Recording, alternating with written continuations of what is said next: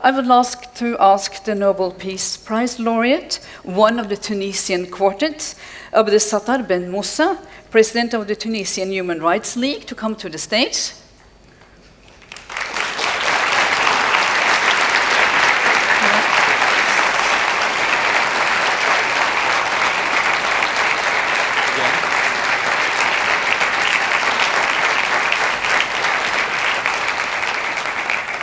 And with us is also Lala Ismaili. She speaks French, Arabic, Norwegian, and English, and will help us with translation today. And I also like to ask Winnie, Byanyima, when you have a little complication with the microphone, to come, director of Oxfam International, to join us on the stage.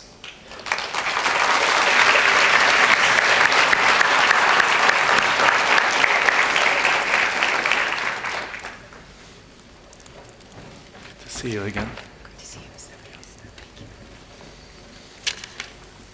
So let me start with the Peace Prize. Congratulations. Thank you very much. Maybe you can help me, Lala, to ask how will the Peace Prize influence the work for human rights?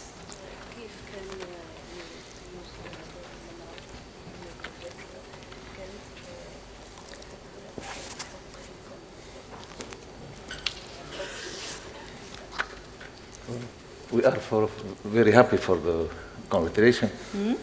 I am very happy for the invitation to participate with you in the conference, but I speak Arabic.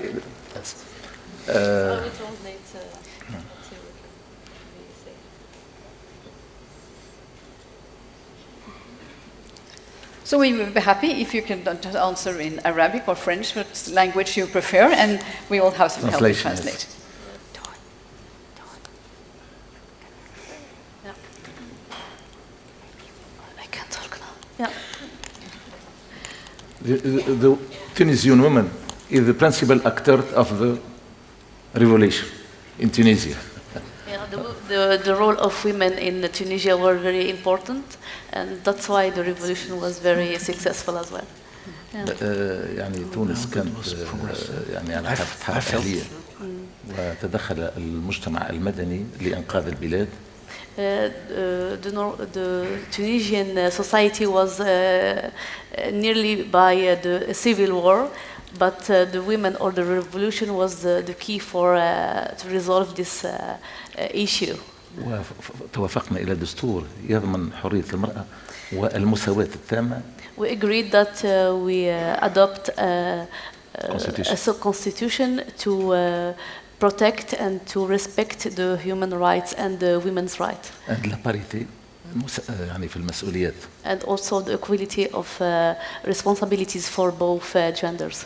In the parliament and in the other في البرلمان وفي الأحزاب وفي كل يعني. In the parliament and also in the political parties. هذا تقريبا يعني هذا.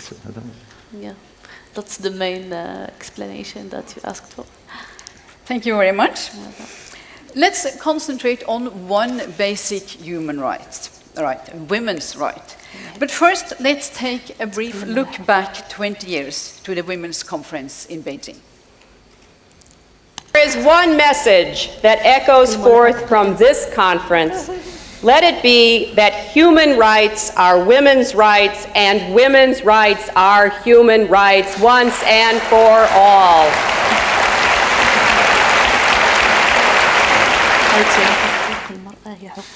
Yes, Børge, Brende, you talked about that in your speech too, and I would like to challenge you first, Byanyima.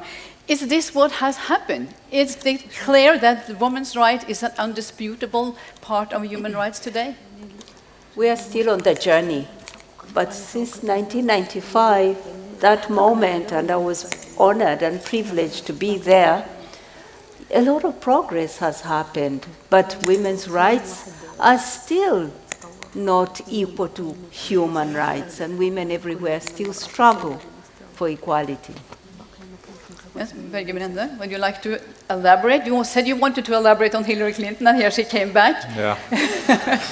We could see it was 20 years ago. I was thinking more about current political landscape in the US, though. Presidential race. I have taken note that not all the presidential candidates maybe have gender equality on top of their agenda. But let's you know, you never know who you have to address in the future. So, I think the Beijing platform is in many ways the gold standard for gender equality. I agree that we have achieved a lot. We should not underestimate that either. And there are silver linings. But I would like to add that there is, the last years become this notion that, and this is something that concerns me a lot, that gender equality and fundamental rights for women that are equal to human rights is something that is not universal. And this we have to fight. Regardless of religion, where you live and all this, women count as much as men. This is so fundamental. And I thought we maybe had come further in that direction. And we have to admit that in some countries and by some moments, there are setbacks. And this we cannot tolerate. I think the Sustainable Development Goals were very appropriate in the sense also related to gender equality, because it really says that to reach the Sustainable Development Goals, we also have to be successful on the gender agenda. Can I also ask you, Ben Moussa, do you agree that the lack still is that a women's right is not universal as a human right? Please, can you repeat again? That there is still a challenge that women's right is not an undisputable universal human right.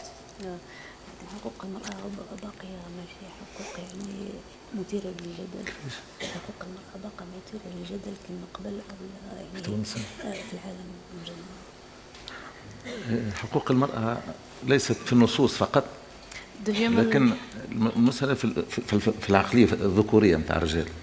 The women's rights is not only taken universally, but also it's the men who responsibilities of the men who think that the women maybe cannot do it. So. مثلا إلى حد الآن في فرنسا لم نشاهد رئيسة للجمهورية رغم أن فرنسا ديمقراطية. For example, in France, we still didn't see yet presidents which is chaired for a woman. For example, like presidents of the republic. وعديد حتى المنظمات اللي تنادي بالمساواة النقابية أو غيرها تلقى تمثيلية النساء صغيرة مش كبيرة صغيرة. And also associations abroad all over the world, they are all the time talking about women's rights, but actually they are all or most likely led by men. So it's a bit contradictory. تحرير المرأة في حاجة إلى ثورة ثقافية. لدى الرجال والنساء. The development of women must be taken or must be decided by a cultural revolution. By what? The development of women's rights is important or is must be adopted by a cultural development or a revolution. Men must change. Yes, we understand. It's all about. I think that was very telling, wasn't it? Yes, please. No, I totally agree. I think you agree in that gesture. No, I think we have to challenge. Men have to be challenged, of course, and we have to challenge ourselves. But you know, there is big changes. You know, my oldest son, I think, was 6 years old when Mrs. Brende left as prime minister in Norway in '96, and he literally asked, "Is there possible for a man to be prime minister?" And you know, I might even be a result of affirmative action myself. When the prime minister is female, finance minister is female, they probably had to have a man as a foreign minister to just make a balance. So I think things can change very fast in society. I think when it comes to political leaders, we are getting used to having women in the leadership. I think we have a way to go when it comes to women in the leadership in the private sector and in the business sector. So that is the understatement of the day. Yes, please. Yes, I agree that equality is not yet the norm. When you think about it, all over the world, in rich and in poor countries, we still accept gender inequality, that women are unequal to men. All these things are connected. From the fact that you can see in a newspaper a picture of the leaders of a group of countries. Like recently I saw a picture of all the leaders of the Commonwealth, all the former British colonies. There was a picture of about 40 leaders with the Queen of England sitting between them. She was in a white dress, and then all this sea of men in suits. And there was a splash in the newspapers, and nobody questioning that, what's this? The world is ruled by only men. But that's connected with also how women are seen in the household. That the fact that we tolerate inequality in the public space, we also tolerate it in the private space. And I connect that with violence against women, because that also reflects that somehow there's someone who thinks that they have a right to abuse, that this other person has fewer rights. So when you connect all these, you see that we have all not quite, the world has not accepted equality as a principle, as a value, as a norm, as we have it in the Universal Declaration of Human Rights. When we do, we will be intolerant of men holding power as much as we are intolerant now of women being abused. It's connected. Can I ask you, Foreign Minister, we hear about battles in the UN. Is there a backlash going on against women on the international arena? I'm surprised that there are players and actors that would like to push back what we already have achieved.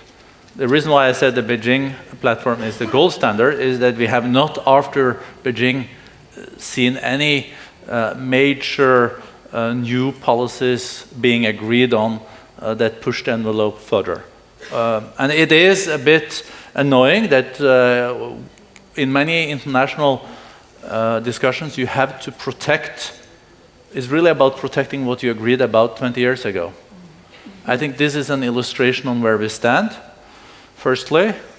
And then secondly, I can understand that things take time. It was in the 50s, 60s, and even the 70s. There were also big battles in Norway. And maybe we take it a bit for granted these days, but we currently have a discussion, for example, when it comes to women's real chance to run for leadership roles in the private sector. But what challenged me is when so we of course have to accept that it takes a bit of time, but what is very concerning is when you see these setbacks. You see setbacks, for example, when it comes to sexual minorities, that it doesn't move as fast as it's done in Norway the two last decades. I think we have to accept. When we see that a part of a populistic agenda in some countries is to then go after minorities, like sexual minorities, and it is sometimes also in a mixture, a bad toxic cocktail of women's rights is also included in this. And this we have to address and we have to take it seriously. But then what is the best strategy to fight this?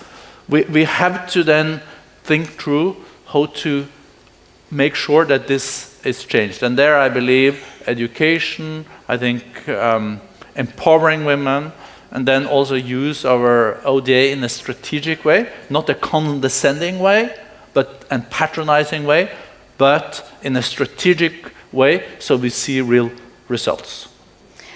Can I ask you to, if the Nobel Peace Prize laureate has he had any opinion on how women's rights are being pushed back internationally? يعني كيف تنظرون إلى دور المرأة كيفاش كان يعني لا في العالم كيف كان دور يعني شركاء آخرين في تراجع حقوق المرأة في العالم أو النساء. أنا عندي ملاحظة أولية نحب نطلب من الرجال الموجودين هنا يقفوا تحية للمرأة. He wants just to ask for all men in this all men in the room that to set up for or to stand up for women's rights in this room. Please, if you can show this, you can stand up, please. Yes, that's Only women. Only men. Yeah. Thank you.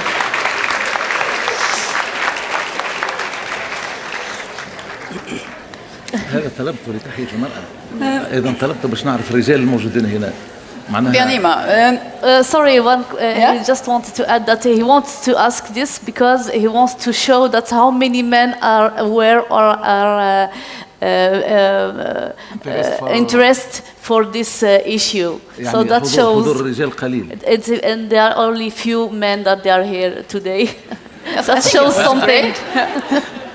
المرأة أيضا كان عندها دور كبير في الوضعية هذه في العالم. لأن المرأة الحرية ما تعطيش تفك.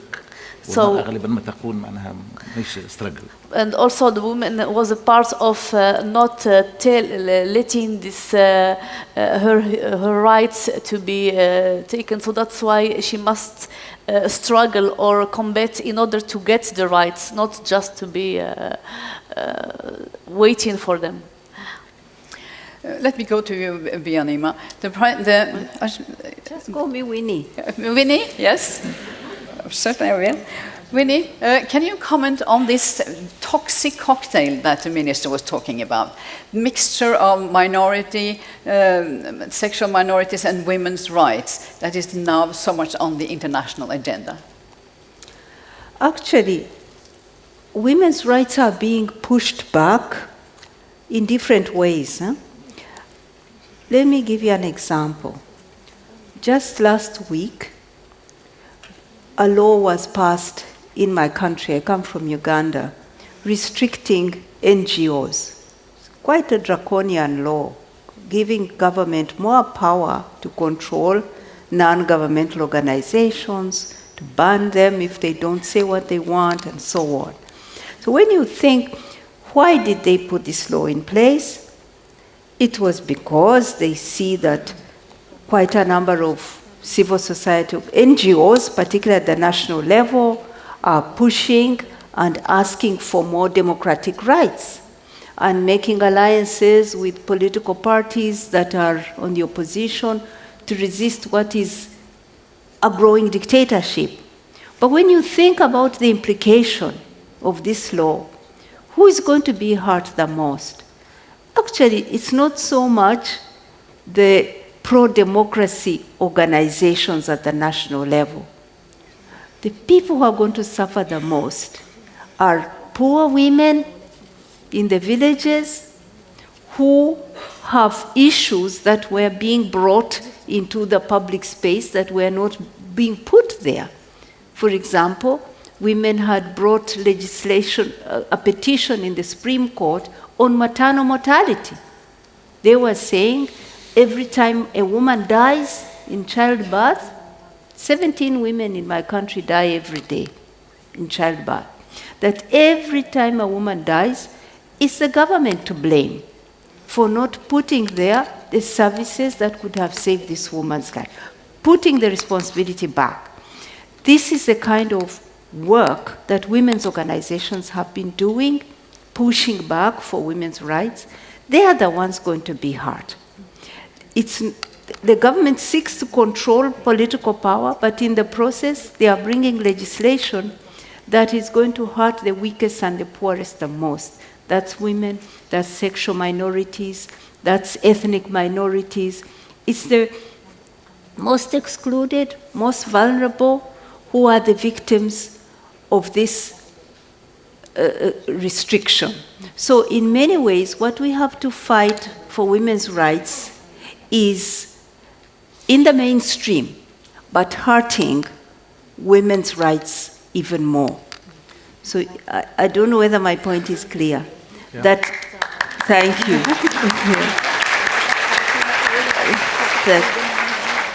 It's the same with extremism.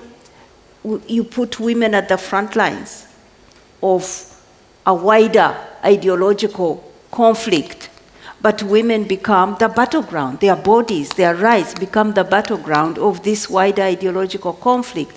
So all the time you find that we literally need to be there where wider wars are being fought and assert women's rights. And it's tough. We are in a tough situation. But Brende, do you agree that the pushback against women takes many forms, finds many roles? Yes. I unfortunately agree with the picture that is painted. I was just reflecting on how we can combat it in a way that we can change that pattern. Because with your home country, Uganda, and with President Museveni, I had some dilemmas a year ago that was more related to LGBT rights on how to deal with it in a strategic way. And this is also where I'm struggling a bit when we see countries are moving in the wrong direction. Should we then condemn? Of course, we have to be clear, but at the same time, we should not play up to what some of these leaders really want us to, that the West is going out and condemning them, and then they use it domestically also to strengthen their position. So these is areas where I seek also advice in how to deal with this. I hold, for example, back 50 million Norwegian kroner in the ODA to Uganda for some months, due to this horrible initiative on LGBT rights from President Museveni. But then I unlocked it later on because the laws, this draconic law, was then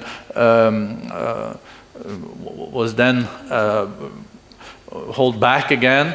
So there are dilemmas in dealing with this. But at the same time, what I was saying in my introductory remarks, we also have to be aware that it has been a lot of progress in many areas and in many countries. The last 20 years have been a positive 2 decades for women's rights, and we have to also get inspired by this. Things are changing in an amazing way in many emerging economies and growing economies. We see that, but we also have to focus on those countries that we see setbacks.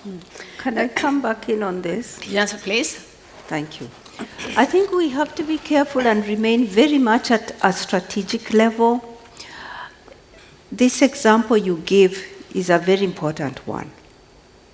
A couple of years ago, in the same country, because many battles are being fought all the time, but a few years before that, protesters, people who were fighting to save the tropical forest of Uganda from an investor who was in collusion with the government and was going to take a huge part of the tropical forest to grow more sugarcane for his industry, to make more profits, to sell more sugar that kills people anyway. And the forest was being degazetted and going to be given. And ordinary people came on the streets and protested, said, no way, we will keep our tropical forest. 38 people were killed in one day. The government came in with a lot of force, shot protesters, 38 died, others disappeared. The Norwegian government didn't withdraw the aid. It didn't. Then another group is rights are violated, these are a sexual minority who should have their rights, then aid is withdrawn. Now, the signal to Ugandans is that these people who are fighting for gay and lesbian rights matter more than these who are fighting for the tropical forest. That's not the signal that the Norwegian government wants to send. That's not it. So we have to be very careful about how we use the instruments, the leverage that we have. It's more important to empower those who are in struggles and to look across and see that it's the way the government responds to people's human rights, generally. It's not about one group. It's about generally how the government allows space for everyone to claim their rights and to support that more strategically. I think the minister underlined the dilemmas. Exactly. This shows exactly how the dilemmas. It's a dilemma. So now I invited to this discussion myself about the dilemmas. It was really a big dilemma if we were going to send such a signal.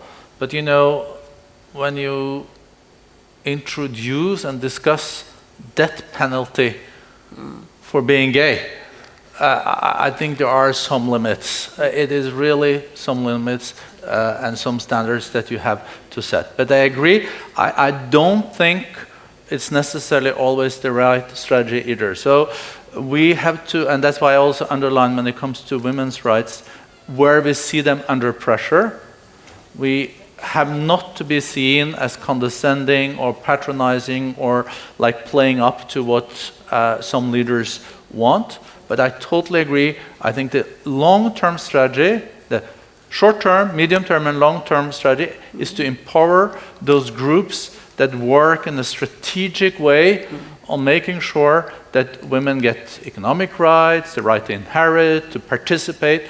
And I think also the report that was mentioned this morning from Mr. Lumøy, from Norad, shows that this kind of also support to these kind of organizations make a difference. So I think that is the inspiring way. But for me to give state-to-state aid to countries, if they go down that avenue, my conscience is against. But I can support organizations. That's true. Yeah, Ben Moussa? I agree with that.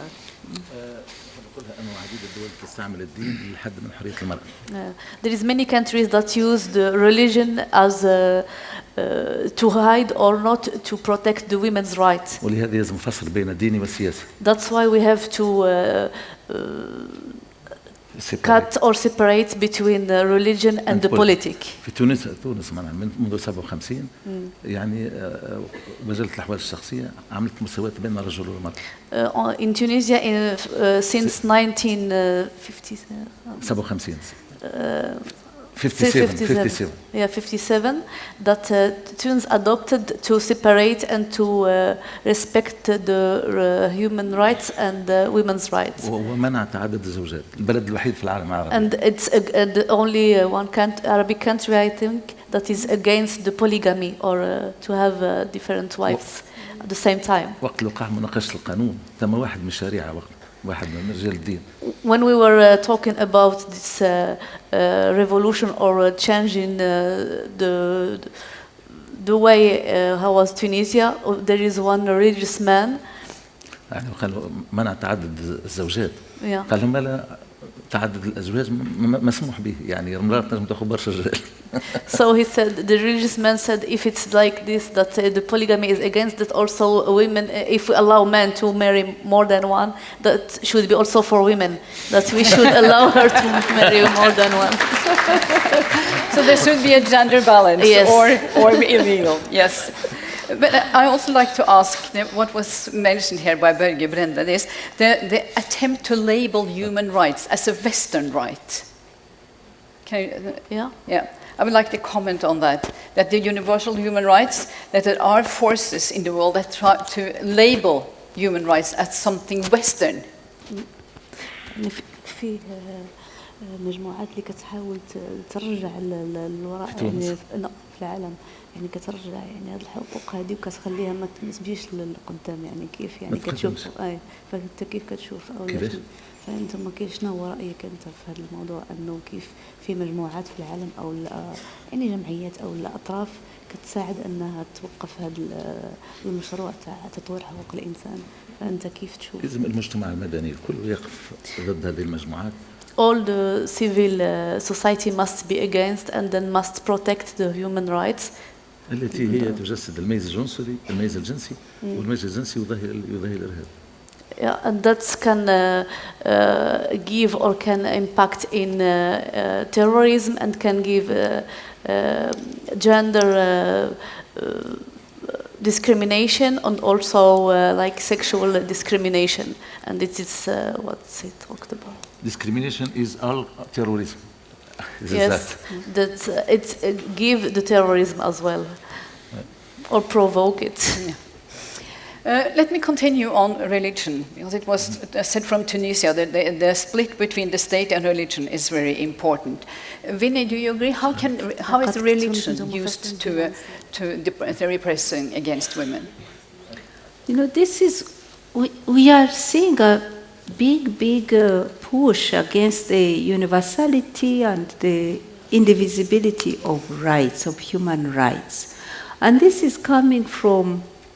Yes, some of the countries that are asserting themselves from a religious perspective, but also from emerging economies.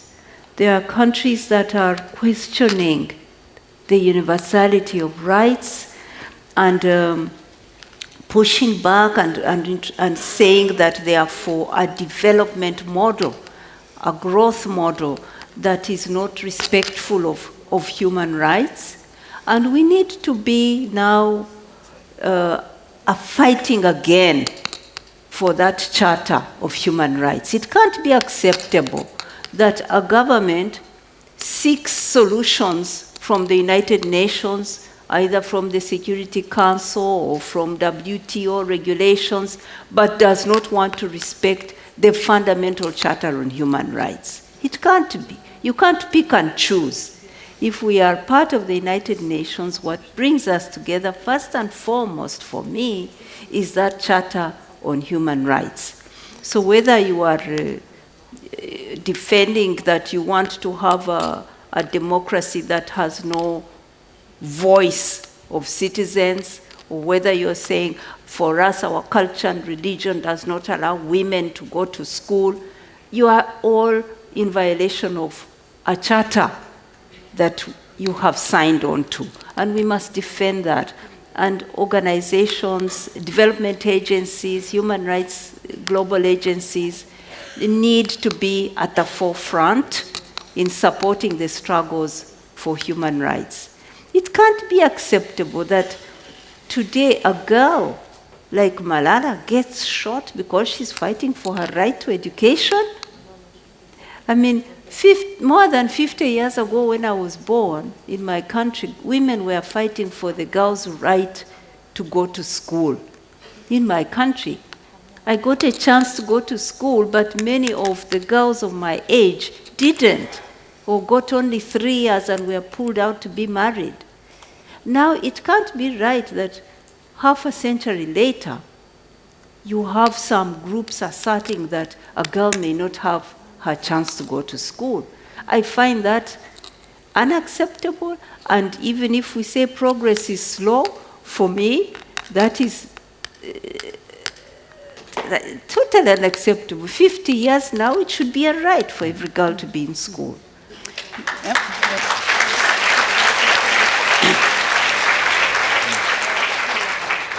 I couldn't, of course, possibly agree more. We see in Norway now there are a lot more women in the universities than there are men. We are also, maybe it's men protecting themselves from competition, because we see that girls do better in school, also primary, secondary education, high school in Norway. So we have more challenges with the boys that are struggling. So we have to think about affirmative actions for boys. This is, of course, something new. But what it really shows is that there are equally talents among women as there are among men. It is not gender-based. It is each person is an individual, and each person have to have the right to pursue its own talent, its own aspirations, and it is also the way to build a more prosperous society. We look at Norway that are not doing badly. We're one of the countries with the highest GDP per capita, but of course it is also related that we have 80% participation rate of women in the labor force, and when there are more people working, we can also afford a higher welfare in our society. So it is common sense, but common sense is not that common, obviously. But things are also, it's changing so fast in our society. The concepts are changing. I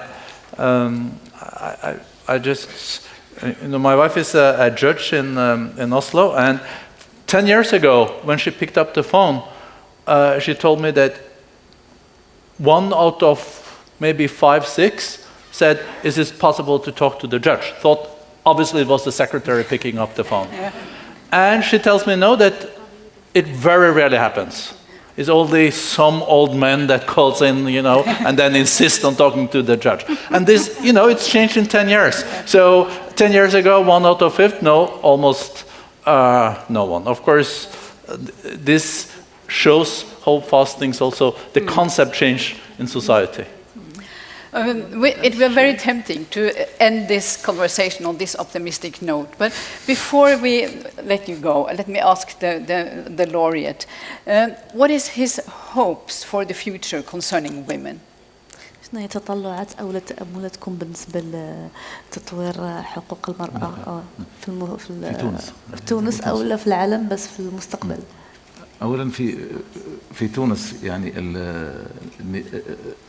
النساء متفوقات في التعليم. In Tunisia, women are well educated and they have a very good level of education. عدد القاضيات وعدد المحاميات يساوي عدد الرجال في تونس والطبيبات. The average or the amount of judges and well educated like lawyers are a very high level, and it's equivalent to men's. So they are like equal numbers for women and men. ولكن المشكلة في العقلية الذكورية، معناها الرجل في العالم أجمع تقريبا جل الرجال يرون في المرأة الجنس. And that's why, but it's in the mentality of men that all the time they are thinking on a very physical level. So that's a bit. حتى كان عندنا مثل شائع قبل كأنه إذا اجتمع المرأة والرجل فالشيطان ثالثهما. It's this mentality also before that all the time when there is man and woman something can be wrongly happen. So that's why man also is a part of this issue that he's participating all the time by his mentality. They need to change their mind. Yes. But now الآن تطورت يعني ثقافيا المرأة تتعلم، والتعليم هو الأساس. المرأة يلزم التعليم يكون إجباري ومجاني في كل بلدان العالم. And then he asked us that the education must be compulsory and for free for all women all over the world. Wow. Okay, so let's that be the last word. So this conversation, education free for women all over the world. So thank you very much for taking time to come here. We all know that days for Nobel Peace Prize laureates are very busy, so thank you very much. And to you, Børge, Brende, thank you very much for coming here today. I hope you enjoy our report. And now, okay, we have time for a little... So did you manage the selfie? Yes, good. Yes. So thank you.